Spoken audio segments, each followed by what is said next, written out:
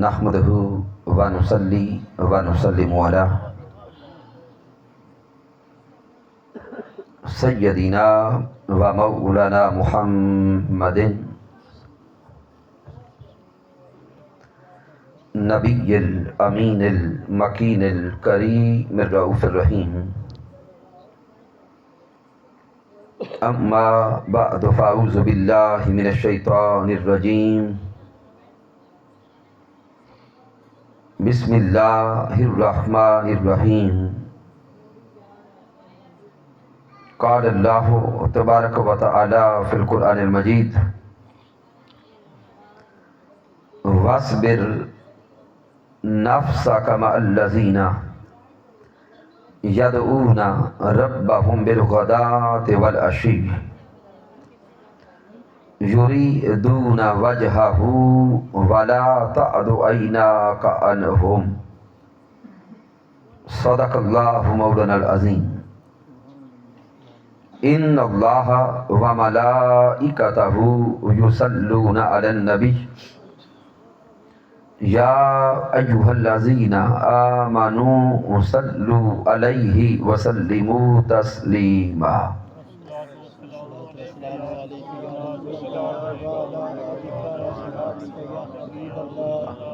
الصلاة والسلام عليك يا سيدي يا رسول الله وعلى آلك وأصحابك يا حبيب. اللہ رب العزت کی توفیق سے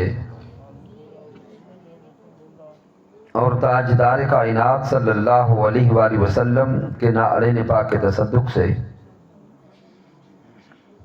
آج ہم جناب محترم محمد اقبال گوندل صاحب آپ کے گھر میں اس عظیم و شان محفل ذکر مصطفیٰ صلی اللہ علیہ وآلہ وسلم میں حاضر ہیں، جس کی نسبت بطور خاص ادائیگی عمرہ شریف محترم محمد حسنین ہمارا بیٹا اللہ اور اس کے محبوب علیہ السلام کی در کی حاضری اور آقا علیہ السلام کی بارگاہ اقدس میں ہدیہ سلام پیش کرنے کے لیے حاضر ہوا، تو اسی نسبت سے ہدیہ تشکر کے طور پر اس عظیم محفل پاک کو منعقد کیا۔ مبارکباد پیش کرتا ہوں اس محفل پاک کے اہتمام پر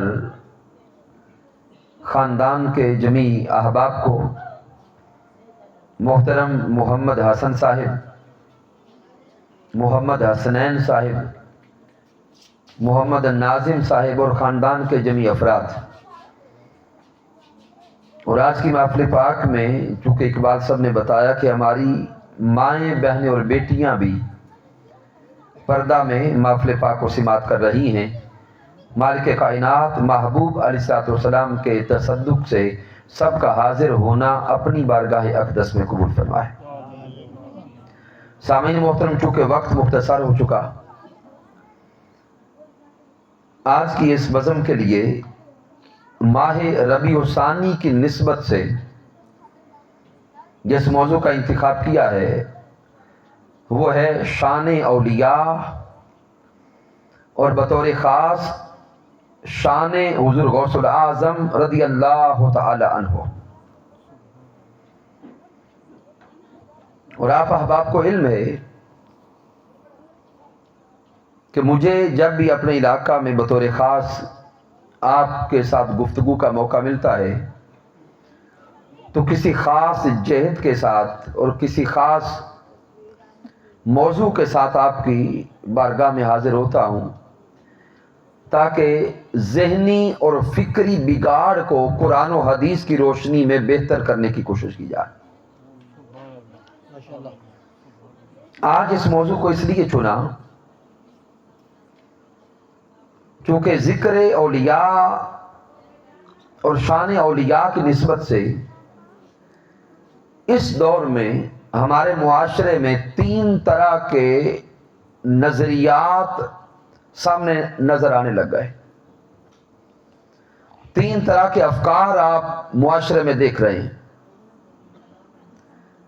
چونکہ یہ دور ذہنی انتشار کا دور ہے، ذہنی پراگندگی کا دور ہے، اس وجہ سے جو 1400 سالہ دین اسلام کے مسلمہ حقائق، نظریات اور عقائد تھے، اس دور میں بعض لوگوں کے اعتراضات نے ان مسلمات کو بھی ہمارے ذہنوں میں مشکوک کر دیا ہے.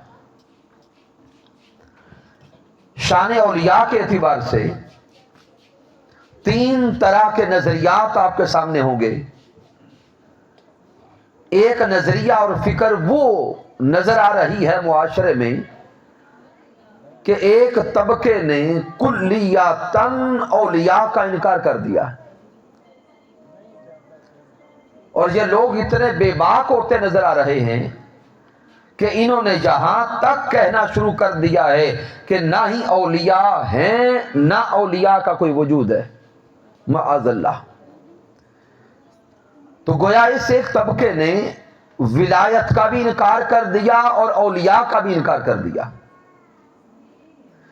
دوسری طرف ایک انتہا پہ وہ طبقہ ہے جنہوں نے معاذ اللہ رب رسول کی ذات کو بھی پیچھے چھوڑ کر سب کچھ انہی دربار والوں کو، پیروں اور فقیروں کو سمجھ لیا. وہ دن رات درباروں پہ آنے جانے والے بن گئے، مزارات کے مجاور بن گئے، اور انہوں نے اپنی سوچوں کو یہاں تک گھڑ لیا ہے کہ ہمیں اولاد بھی دیتا ہے تو معاذ اللہ یہ پیر دیتا ہے، ساڈے پتر نو باہر بھیجدا ہے تے اے پیر ہی بھیجدا ہے، باویں خود پیر اوتھے اٹھنے جوگا نہ ہوئے. تو سامعین، یہ دونوں نظریات، ایک اولیاء کا انکار کر دینا اور ایک سب کچھ ان ولیوں کو سمجھ لینا، یاد رکھ لیں کہ قرآن و حدیث کی روشنی میں یہ دونوں نظریات درست نہیں ہیں، یہ عقیدہ صحیحہ نہیں ہے. یہ دونوں طبقات دین اسلام کی حقیقی روح سے بھٹکے ہوئے، راہ ہدایت سے ہٹے ہوئے. اب ذہن سوال کرے گا کہ راہ ہدایت کیا ہے، اصل نظریہ اور فکر کیا ہے؟ تو وہ سمجھ لیں قرآن و حدیث کی روشنی میں یہ ہمیں فکر ملتی ہے کہ اللہ کے ولیوں کا وجود ہے، اللہ کے ولیوں کا وجود ہے. اللہ کے اولیاء کے پاس قوت بھی ہے، طاقت بھی ہے، تصرف بھی ہے، لیکن اللہ کے ولیوں کے پاس طاقت اتنی ہی ہے جتنی خود اللہ نے انہیں عطا کی ہے. طاقت اتنی ہی ہے جتنی اللہ نے عطا کی ہے. تو تل ملک ممن تشاء، وہ رب کائنات ساری طاقتوں کا خالق بھی ہے، وہ مولا ساری طاقتوں کا مالک بھی ہے. جب ساری قوتوں کا، طاقتوں کا حقیقی مالک خود اللہ ہے، اب وہ جسے چاہتا ہے طاقت عطا کرتا ہے، اور جس سے چاہتا ہے جب چاہتا ہے اپنی دی ہوئی طاقت کو واپس چھین بھی لیتا ہے. یہ نظریہ درست ہے اور قرآن و حدیث کے عین مطابق ہے.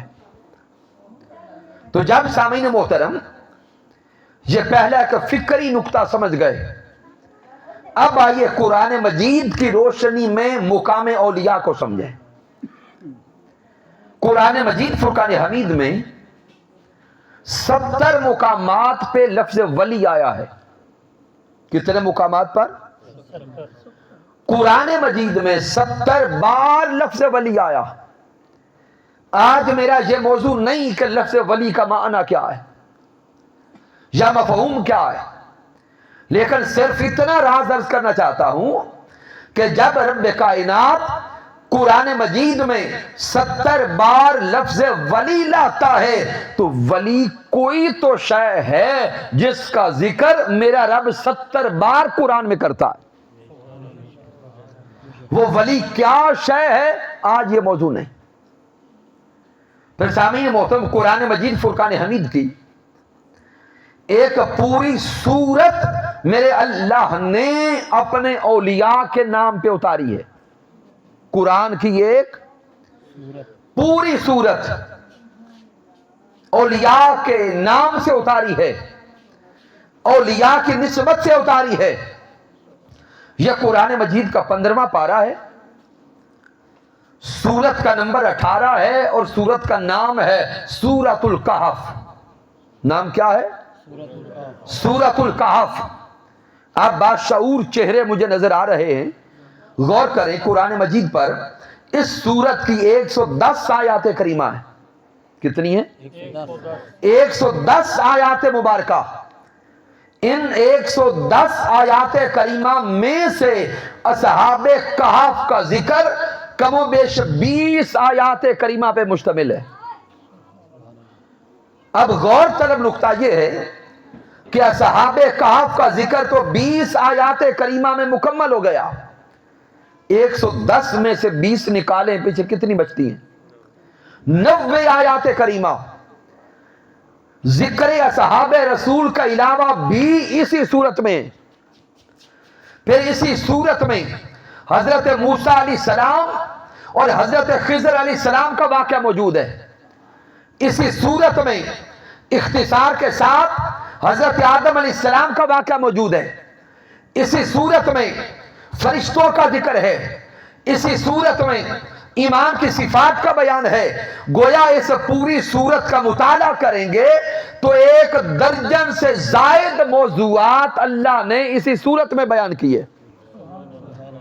اب آپ سے سوال کرتا ہوں، قرآن مجید کی وہ صورت جس میں میرے رب نے 1 درجن سے زیادہ موضوعات کو بیان کیا، اس صورت کا نام اپنے اولیاء کے نام پہ کیوں رکھا؟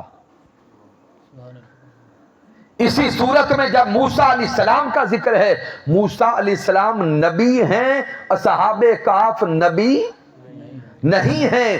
نبی کی شان ہر دوسرے طبقے سے زیادہ ہے، بڑی ہے، اعلیٰ ہے، افضل ہے. تو سامعین محترم، جب اصحاب کہف اللہ کے نبی نہیں بلکہ ولی ہیں اور میرا رب ایک پوری سورت کا نام اپنے اولیاء کی نسبت سے قرآن میں لاتا ہے، تو اصحاب کہف کے نام پر اس سورت کے نام کو اتارنا یہ بتا رہا ہے مالک کائنات کو اپنے اولیاء سے اتنی محبت ہے کہ میرا رب قرآن کی ایک پوری سورت اولیاء کی نسبت سے اتار رہا ہے. اب وقت بچاتے ہوئے سامعین آپ کو اس آیت کریمہ کی بس اس سورت کی 2 آیات کی طرف توجہ کرتا ہوں.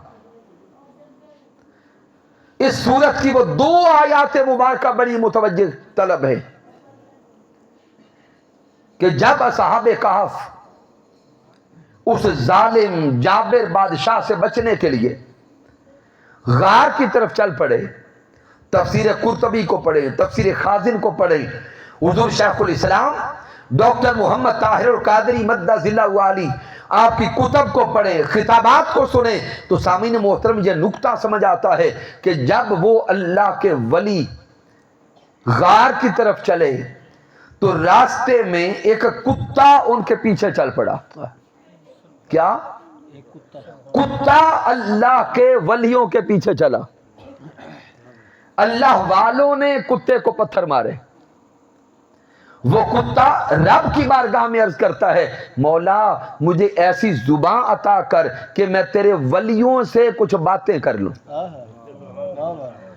مالک کائنات نے کتے کی دعا قبول کی اور اسے ایسی زبان دی کہ وہ اللہ کے ولیوں سے بول کے کہتا ہے، اللہ والو مجھے پتھر کیوں مارتے ہو؟ وہ اللہ کے ولی کہتے کہ ہم ظالم بادشاہ سے چھپنا چاہتے ہیں. تو ہے کتا, تیرا کام ہے بھونکنا, اگر تو ہمارے ساتھ ہوا ہم چھپیں گے, تو بھونکے گا, جب تو بھونکے گا تو بادشاہ کے حواریوں کو پتہ چل جائے گا, ہم پکڑے جائیں گے, اس لیے تجھے بھگانا چاہتے. وہ کتا زبان حال سے کہتا ہے, اے اللہ کے نیک بندو, میں نسباً کتا ضرور ہوں, میں جسماً کتا ضرور ہوں, لیکن میں نے اللہ والوں پہ بھونکنا چھوڑ دیا ہے. مجھے اپنی صحبت دے دو, مجھے اپنی سنگت دے دو. جب اس کتے نے اپنی خصلت کو چھوڑ دیا جو بری خصلت تھی, ادھر کتے نے اپنی بری خصلت کو چھوڑا, اللہ کے ولیوں نے کتے کو صحبت دے دی. نعرہ تکبیر, نعرہ رسالت, نعرہ تحقیق, نعرہ حیدری. تو سامعین محترم, یہاں پہ عرفاء بیان کرتے ہیں اولیاء کی صحبت ہر کسی کو نہیں ملا کرتی, اللہ والوں کی صحبت اسی کو ملتی ہے جو کتوں والی خصلت کو مٹا دیتا ہے. اس لیے اگر کوئی کہے کہ تم ولیوں کی صحبت میں رہتے ہو, میں نہیں رہتا, تو یہ اللہ کے ولیوں سے دور رہنا یہ اس کی محنت یا اس کی اپنی سوچ کی بات نہیں, چونکہ جو اللہ والوں سے دور ہے اس میں کوئی نہ کوئی کتوں والی بری خصلت تھی, تو رب نے اپنوں کے قریب ہی نہیں آنے دیا. اب سامعین محترم, یہ عرفانی تفاسیر کی طرف میں آگے نہیں بڑھوں گا. اب اللہ کے ولیوں نے اسے صحبت دی. اللہ کے ولی چلتے چلتے غار کے اندر پہنچے, اللہ کے ولی غار کے اندر لیٹ گئے, ان کا کتا غار کے دروازے پہ بیٹھ گیا. اب سامعین محترم, رب قرآن میں فرماتا ہے کہ میں نے اپنے ان بندوں کو آرام اور سکون کی نیند عطا کر دی. اب وہ اللہ کے ولی غار کے اندر 309 سال سوئے رہے, اور ان ولیوں کا کتا غار کے دروازے پر 309 سال پڑا رہا. ہر 6 مہینوں کے بعد مالک کائنات ان ولیوں کی کروٹ بدلتا, جیسے سویا ہوا بندہ کروٹ بدلتا. میرا رب ہر 6 مہینوں کے بعد اپنے ولیوں کی کروٹ بدلتا تھا. انہی ولیوں کی صحبت کے فیض سے دروازے پہ بیٹھے کتے کی کروٹ بھی بدلی جاتی. تو سامعین محترم غور کریں, جو 2 آیات جن طرف لانا چاہتا ہوں. اب رب کائنات قرآن مجید میں 4 بار اس کتے کا ذکر لایا. یہ سورۃ الکہف کی آیہ کریمہ نمبر 22 ہے. میرا مالک فرماتا ہے سَيَقُولُونَ ثَلَاثَةٌ, کہ بعد کے زمانے میں بعض لوگ کہیں گے کہ وہ اللہ کے ولی 3 تھے. رابعہم کلبہم, رب فرماتا ہے لوگ کہیں گے کہ اللہ کے ولی 3 تھے, اگر وہ 3 تھے تو سن لو 7 چوتھا ان کا کتا تھا. وَيَقُولُونَ خَمْسَةٌ, بعض بندے کہیں گے کہ اللہ کے ولی 5 تھے, اگر وہ 5 تھے سادسہم کلبہم, تو 7 چھٹا ان کا کتا تھا.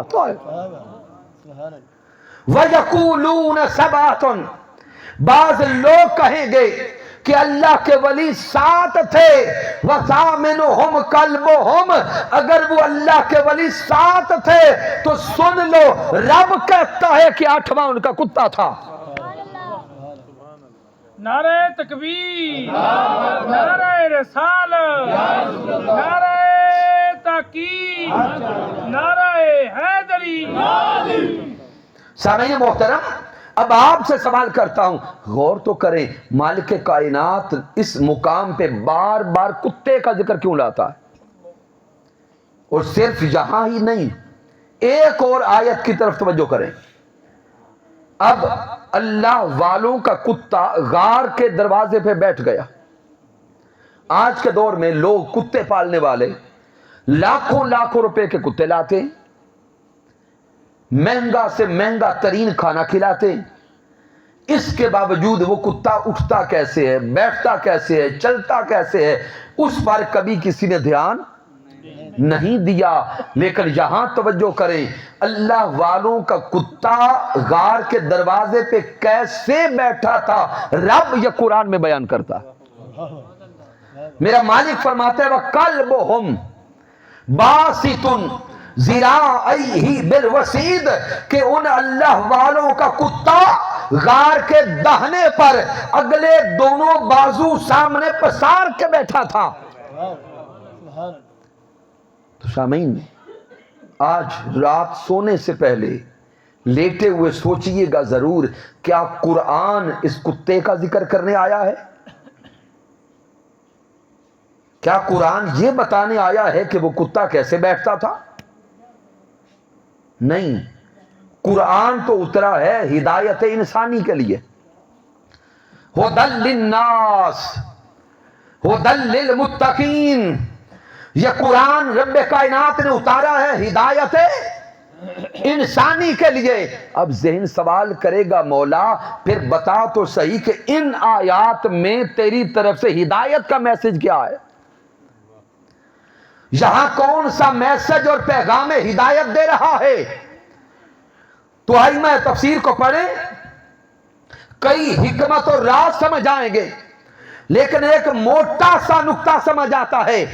مالک کائنات جمی انسانوں کو یہ سوچ دے رہا ہے، اے اللہ کے بندو غور و فکر تو کرو، اگر وہ کتا ہو کر اللہ والوں کی صحبت میں آ گیا تو قرآن کا موضوع بن گیا اور سیدھا جنتی بن گیا۔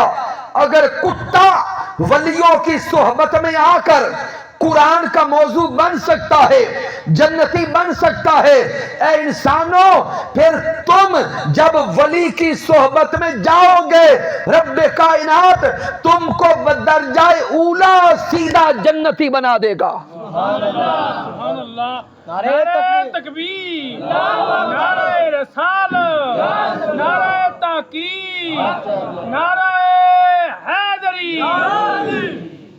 تو سامعین غور طلب بات ہے، اگر کتا اس صحبت کو پا کے جنت جا سکتا ہے تو یہ اشرف المخلوقات انسان کیوں نہیں جا سکتا؟ رب یہ پیغام دینا چاہتا ہے، اگر کتا اتنا اعلیٰ نسبت اولیاء سے ہو گیا تو تم بھی اللہ والوں کی صحبت میں بیٹھو، رب تمہیں بھی جنتی بنا دے گا۔ لیکن سامعین کن کی صحبت میں بیٹھو؟ جو واقعی اللہ کے ولی ہوں۔ کیا ہوں؟ جو سچے اور سچے اللہ کے ولی ہوں، کہیں ولایت کے نام پہ جال ساز کے ہتھے نہ چڑھ جائیں۔ اب ولی کون ہوتا ہے یہ اینڈ پہ انشاءاللہ تعالی میں چند نشانیاں بیان کر دوں گا، اور انشاءاللہ تعالی 8 بجے تک ہم گفتگو اینڈ کر کے دعا کریں گے۔ اب سامعین ہم آتے ہیں حضور غوث الاعظم رضی اللہ تعالیٰ عنہ کی ذات اقدس کی طرف۔ 11ویں والے پیر، پیران پیر حضرت دستگیر محی الدین حضرت شیخ عبد القادر جیلانی رضی اللہ تعالیٰ عنہ، اور ہمارے یہاں معروف ہے 11ویں والے پیر۔ کون سے پیر ہیں؟ 11ویں والے پیر۔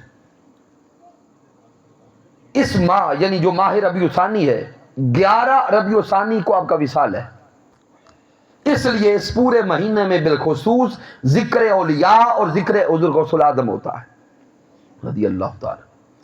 اب سامعین یہ 11ویں شریف کیا ہے؟ آج صرف یہ نقطہ سمجھا کے بات اینڈ کر جاؤں گا۔ دوسرے طبقات کی طرف سے جو اولیاء کو نہیں مانتے، صلحاء کو نہیں مانتے، 11ویں کو نہیں مانتے، ایک اعتراض ہوتا ہے اور وہ کہتے ہیں کہ 11ویں صرف ان لوگوں کے پیٹ کا دھندا ہے، مولویاں دی بس روزی روٹی دا نظام ہے۔ وہ اعتراض کرتے ہیں، اعتراضات کرتے رہتے ہیں، اور اللہ ماشاء اللہ جب ہماری طرف سے کوئی مدلل علمی اور تحقیقی جواب نہیں دیا جاتا تو پھر سامعین محترم یہ نوجوان نسل ہماری اپنے اسلاف کی سوچوں کو، نظریات کو اور عقائد کو چھوڑ کر یہ اس سچے عقیدے کو چھوڑ کے دوسری طرف چلے جاتے، چونکہ ہمارے لوگ علم کے ساتھ جواب نہیں دیتے۔ تو یاد رکھ لیں، حضور غوث الاعظم رضی اللہ تعالیٰ عنہ آپ کی ساری زندگی کا مرکزی مقام، مرکزی نقطہ علم حاصل کرنا تھا اور علم تقسیم کرنا تھا۔ حضور غوث الاعظم کی ساری زندگی گواہ ہے۔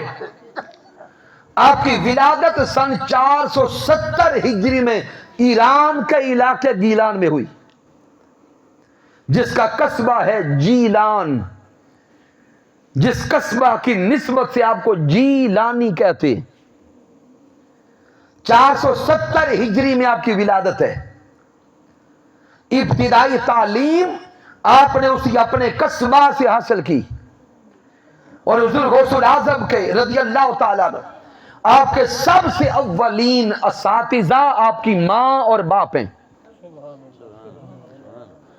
18 سال کی عمر میں حضور غوث الاعظم رضی اللہ تعالیٰ نے بغداد کا سفر کیا، بغداد تشریف لائے۔ بغداد کیا کرنے آئے؟ علم حاصل کرنے۔ کیا کرنے آئے؟ علم حاصل کرنے۔ بغداد شریف تشریف لا کر مسلسل 20 سال پڑھنے پہ لگائے، 20 سال علم حاصل کرنے پہ لگائے۔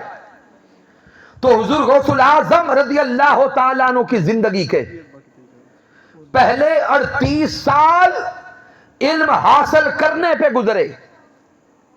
پہلے 38 سال کو نکال کر حضور غوث الاعظم کی زندگی کے آخری دنوں تک حضور غوث الاعظم وہ جو علم شریعت، علم دین حاصل کیا تھا، زندگی کے آخری دنوں تک پھر آپ علم تقسیم کرتے رہے۔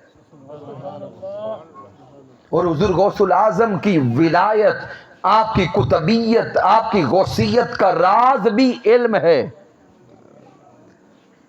آپ کی غوثیت و کتبیت کا حقیقی راز کیا ہے؟ علم ہے۔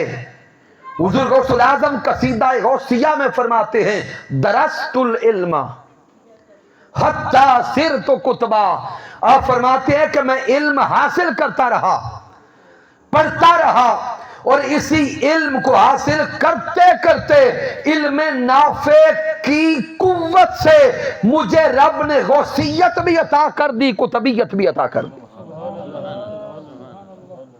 تو اب سامعین محترم آئیں اس 11ویں کی طرف۔ حضور غوث الاعظم رضی اللہ تعالیٰ عنہ ہر مہینے چاند کی 11ویں کو ایک بڑے پیمانے پر مجلس علم کا انعقاد کرتے، اور آپ کی روز کی روٹین کیا تھی؟ ہر روز حضور غوث الاعظم رضی اللہ تعالیٰ عنہ اپنے مدرسہ میں 13 کتابیں خود پڑھاتے تھے۔ حضور غوث الاعظم رضی اللہ تعالیٰ عنہ 13 کتب کا درس ہر روز اپنے اسلامک سینٹر میں خود دیتے۔ ان میں علم الصرف بھی ہے، علم النحو بھی ہے، علم البیان بھی ہے، علم البدیع بھی ہے، علم البلاغہ بھی ہے، علم الفلاسفہ بھی ہے، علم المنطق بھی ہے، علوم القرآن بھی ہے، علوم الحدیث بھی ہے، علوم التصوف بھی ہے، علوم الفقہ بھی ہے۔ یہ سارے علوم حضور غوث الاعظم ہر روز کلاس میں خود پڑھایا کرتے تھے۔ تو سامعین محترم یہ ہیں پیران پیر، جن کا نام لے کر آج سارے کے سارے لوگ پیر بنے بیٹھے ہیں۔ وہ جو خود پیر ہیں وہ خود کبھی گدی پہ نہیں بیٹھے، ساری زندگی چٹائی پہ بیٹھ کے دین اسلام کی خدمت کرتے رہے۔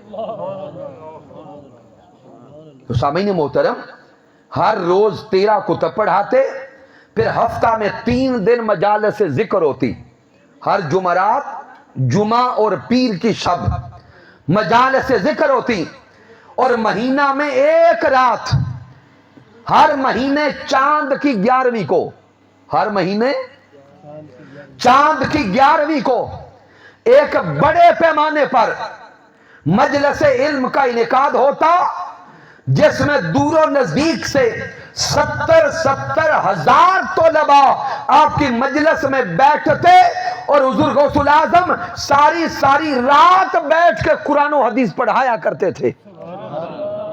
یہ ہے 11ویں شریف۔ ہر مہینے چاند کی 11ویں کو حضور غوث الاعظم کیا کرتے تھے؟ مجالس علم کا انعقاد کرتے۔ کس شے کا؟ مجالس علم منعقد کرتے۔ نماز عشاء سے لے کر صبح سحری تک ساری رات حضور غوث الاعظم علم پڑھایا کرتے تھے۔ اس کو 11ویں کہتے ہیں۔ اور شاید بعض احباب ناراض ہو جائیں کہ علامہ صاحب نے تو 11ویں کو جوڑ دیا ہے علم کے ساتھ، تو ہماری دیگیں کدھر گئیں؟ کیونکہ آج تو 11ویں ہے کہ پہلے چندہ اکٹھا کرو، 2 دیگاں پکاؤ، آپے بھی کھاؤ، دوجہ نے کھلا لو، 11ویں ہو گئی۔ تو سامعین، وہ دیگیں بھی یہیں پر موجود ہے۔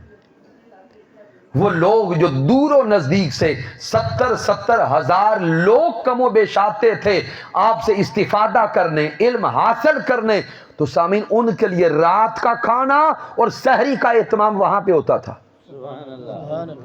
جیسے محترم قاری علامہ محمد اقبال صاحب نے آج آپ کو یہاں بلایا ہے تو آپ کے لیے کچھ کھانا بھی تیار کیا ہوگا۔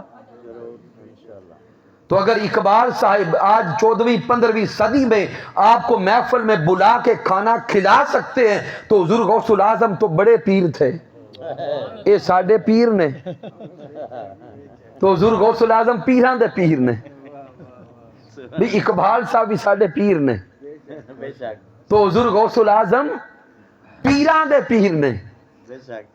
تو اگر آج کے پیر لنگر کھلا سکتے ہیں، دیگیں پکا سکتے ہیں، تو وہ بڑے پیر حضور غوث الاعظم ہر مہینے طلباء کو بلاتے، ساری رات ان کو علوم القرآن اور علوم الحدیث پڑھاتے، ساتھ ان کے لیے رات کا کھانا بھی پکتا اور سحری کا اہتمام بھی ہوتا۔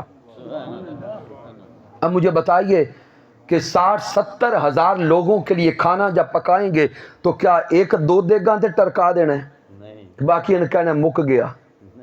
ایسا اللہ والوں کی بارگاہ میں نہیں ہوتا۔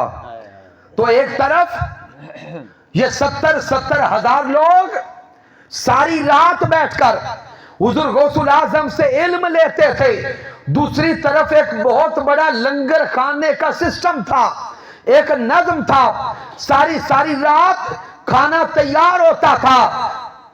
آج بدقسمتی سے کہنا پڑے گا کہ ہمیں وہ پکتی دیگیں تو یاد رہ گئیں، حضور غوث الاعظم کا ساری رات علم پڑھانا بھول گئے۔ جب سے ہم یہ علم کی دنیا کو چھوڑ گئے تب سے معترضین، اعتراض کرنے والے ہم پہ اعتراض کرتے رہتے ہیں اور ہمارے پاس جواب دینے کے لیے دلیل بھی کوئی نہیں ہوتی۔ آج کے بعد آپ لوگوں سے اگر کوئی 11ویں پہ سوال کرے تو اسے واضح بتا دیں کہ 11ویں کا تصور خدمت دین کرنا ہے، علم حاصل کرنا ہے اور علم آگے پہنچانا ہے۔ اور اینڈ کر رہا ہوں کہ حضور غوث الاعظم پھر کیسا علم دیتے، جہاں آپ کی بارگاہ میں آنے والے وقت کے بڑے بڑے امام بھی تھے، اور حضور غوث الاعظم کے اگر شاگردوں کی صف کو دیکھیں، اس صدی کے بڑے بڑے آئمہ حدیث، آئمہ تفسیر، آئمہ فقہ حضور غوث الاعظم کے شاگرد نظر آئیں گے۔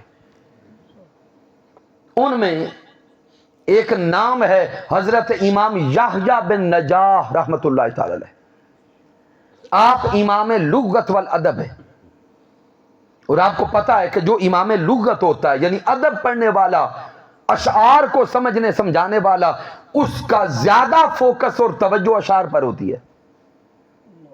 تو حضرت یحییٰ بن نجاح کہتے ہیں جب میں گھر سے نکلنے لگا، خود بیان کرتے ہیں، گھر سے نکلنے لگا تو ارادہ تھا کہ ساری رات حضور غوث الاعظم کی صحبت میں بیٹھوں گا۔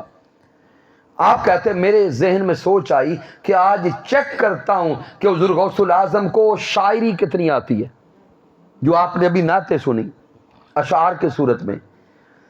تو وہ حضرت یحییٰ بن نجاح کہتے ہیں میں نے گھر میں ارادہ کیا اور گھر سے نکلتے ہوئے ساتھ دھاگا لے لیا کہ اب اللہ جانے پوری رات جب اب خطاب کریں گے، واز کریں گے، اس خطاب میں کتنے اشعار پڑھیں گے۔